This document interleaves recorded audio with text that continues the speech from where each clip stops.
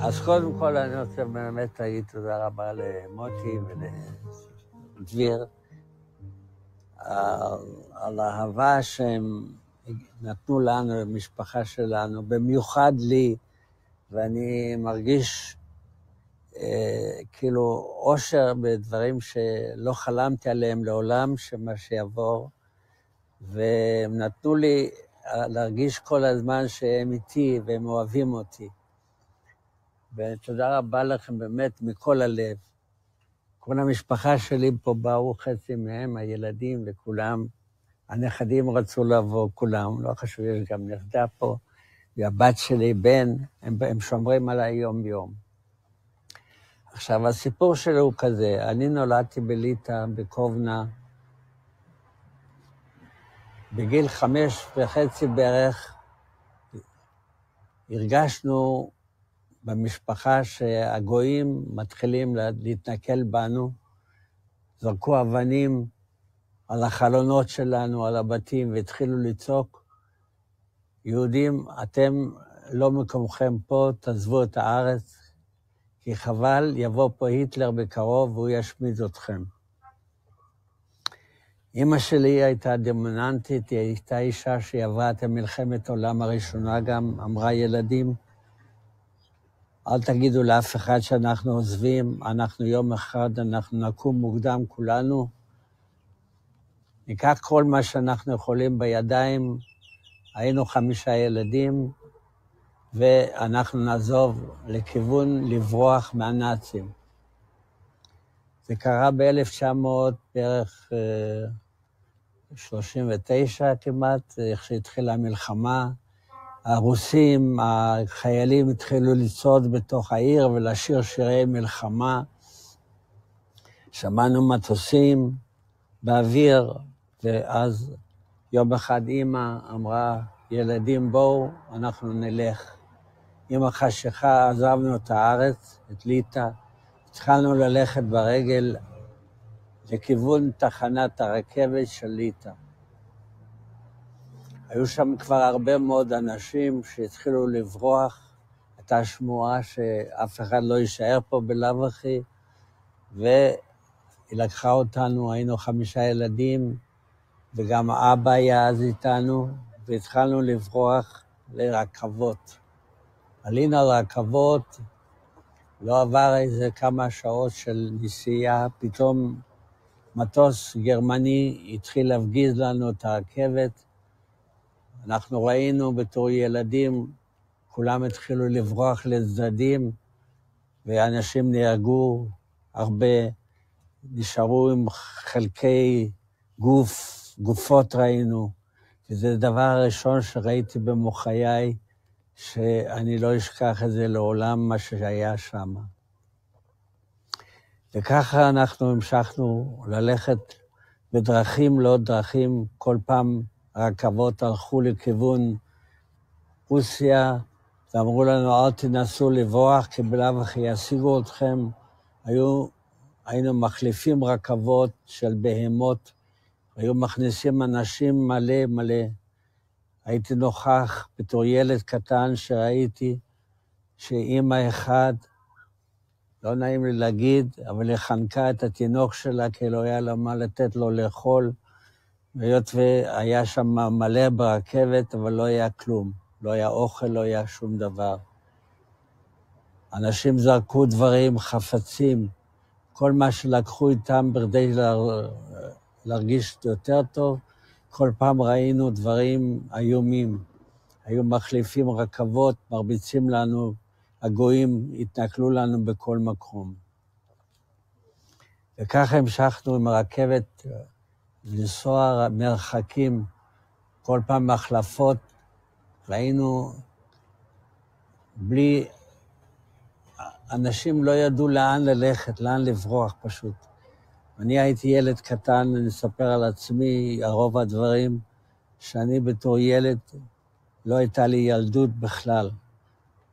היינו עולים על הרכבת, ואמא הייתה בהתחלה מחזיקה אותנו כמו תינוקים קטנים, ולא היה לנו מה לתת לאכול.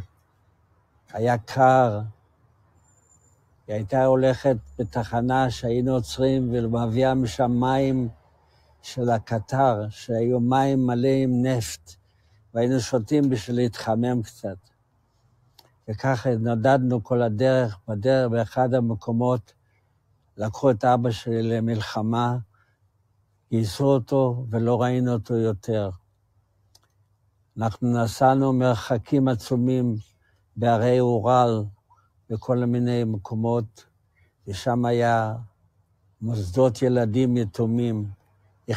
לקחו אותנו, את הילדים, הפרידו בינינו, ואני הייתי ילד לבד במוסד מסוים, ולא יכולתי להיות שם. היות והיו מרביצים לנו מכות, לא נתנו לנו לאכול כלום. היינו אוכלים כל מה שראינו בדרך, שורשים, כל מיני תפוחי אדמה רקובים, כל מה שהיה. ואני כל פעם הייתי בורח לכל מיני מקומות, לא ידעתי לאן אני רץ. עד שיום אחד נכנסתי לתוך יער, וביער הזה נשארתי ולא מצאתי איך לצאת משם. עליתי על עץ גבוה והתחבאתי, ושמעתי שם חיות טרף למיניהם. היו לי בידיים וברגליים מלא שריטות של דם, אבל ישבתי שם כל הלילה, כי שמעתי חיות טרף ולא רציתי לרדת. עד שירדתי למחרת בבוקר, בקושי הלכתי, רציתי למצוא איך לצאת מהיער ולא יכולתי לצאת.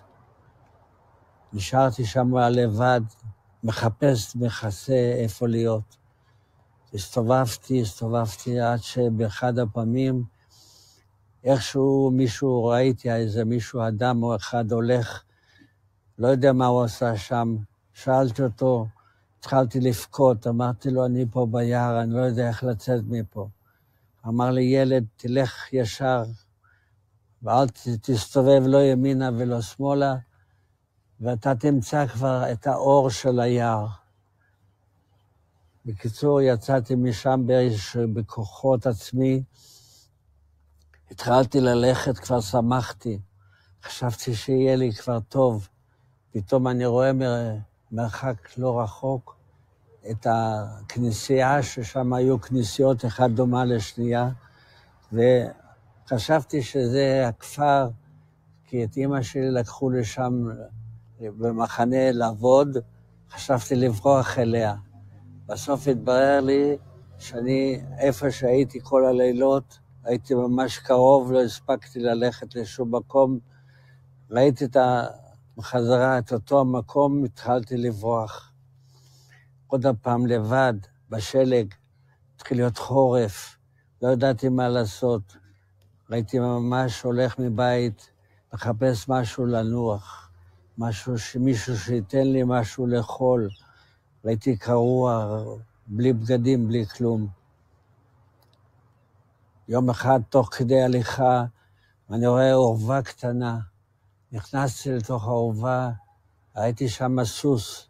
ניגשתי לסוס, לטפתי את הסוס, ואמרתי, הלוואי שתחמם אותי קצת בידיים, היה לי קר. ואז יצאתי חזרה החוצה, לא ידעתי לאן ללכת שוב פעם. הייתי הולך בתוך הכפר, מסתכל למרחקים ורואה שם שמש זורחת. הייתי אומר לעצמי, הלוואי, והייתי יודע ששם יותר טוב, הייתי רץ לשם. וכל פעם שחזרתי בחזרה, באותו מקום שיצאתי, ראיתי שאין לי ברירה, אני חייב לחזור למוסד הילדים שהייתי בו. וכל פעם היינו מקבלים עונשים, היו מרביצים לנו, והיו לי חיים מאוד מאוד קשים. הייתי בן 10 כבר, כשהגעתי לגיל 10, שקלתי 19 קילוגרם. הרופאים אמרו שאני כבר לא אחיה, ואז נתנו הוראה במוסד ילדים לתת לי לאכול יותר חמה או משהו. לא יכולתי לסבול את זה, ולא שמעתי בכולם, והרגשתי שאני כבר פשוט עומד על סף של מוות. כל כך התגעגעתי למשפחה, אמרתי תמיד, אני עוד אולי אמצא. היו אנשים שרצו לקחת אותי בכפר, אמרו לי, תבוא איתנו, תהיה איתנו, אנחנו נחזיק אותך בתור ילד שלנו. ואני כל פעם לא רציתי, חזרתי למוסד, היה אותו דבר. ואחד הפעמים, תוך כדי זה שאני נכנס ליער, ואני מסתכל לכל הכיוונים, אני רואה שאין לי מה לעשות, אין לי מה לאכול. לקחתי השורשים מתחת לעצים, והייתי חופר בתוך האדמה, מוצא שורשים ואוכל אותם.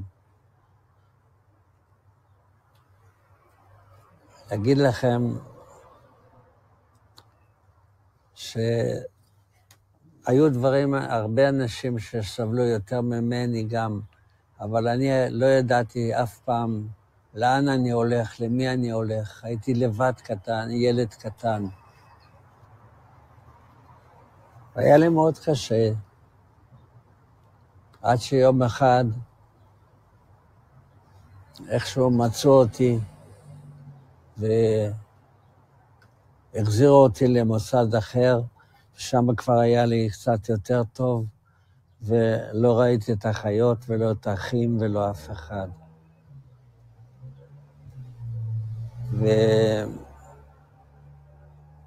ואני רוצה להגיד לכם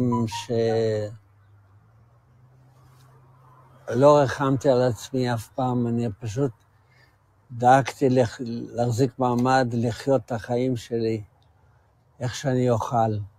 באחד הפעמים, לפני שהמלחמה נגמרה, לקחו אותנו למוסד, למקום אחר, ושם היו יהודים, וקצת גדלתי שם, בית יתומים גם היה.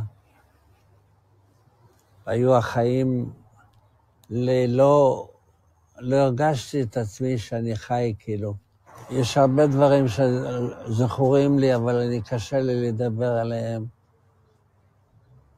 וגם כשהגעתי לארץ, כבר הייתי ילד קטן. אף אחד לא דאג לי, לא חשב עליי, לא שאלו מי אתה, מה אתה. גם פה בארץ סבלתי מאוד. התגלגלתי ממקום למקום.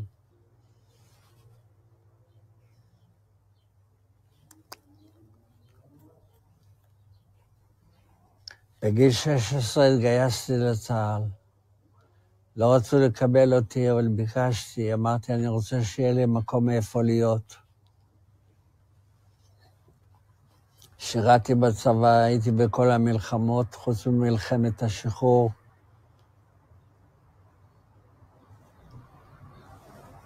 הייתי בחיל תותחנים, אחר כך תקופה מסוימת גם בחיל האוויר במילואים. הגעתי לדרגת רב סמל וחייתי את החיים שלי עד שהכרתי את המשפחה. אני הייתי רוצה להגיד לכם משהו. אני את הספר כתבתי ויש לי הרבה דברים שזה שונה קצת מה שאני מספר, כי קשה לי, אבל מי שיקרא את הספר יראה שם עוד הרבה דברים מה שקרה.